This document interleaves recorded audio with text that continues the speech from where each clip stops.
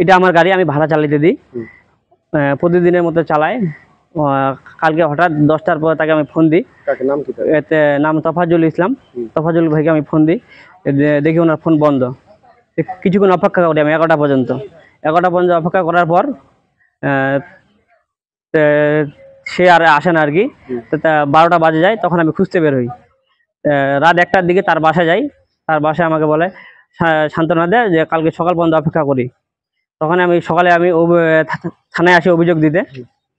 অভিযোগ দেওয়া দেখি যে আমার থানার গেটে আমার গাড়ি এখানে আছে আর কি। আসে দেখি আমার গাড়িতে ব্যাটারি নাই। তখন আমি কথা বলে গাড়ির কাগজপত্র দেখতে চাই। তখন যাকে গাড়িটা দিয়েছিল সে তো এখন আমি খুঁজে পাচ্ছি না। আমার ব্যাটারি সে ওই নিখোঁজ এখনো।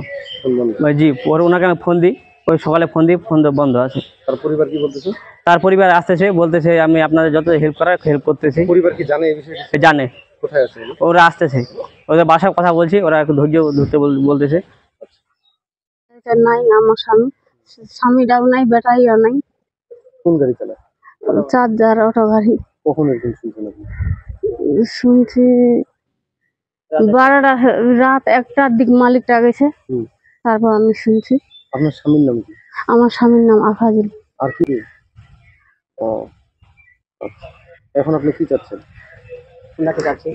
এখন উনি কোথায় আছে ওনাকে চাচ্ছি। যারা আছে কথা রাখছে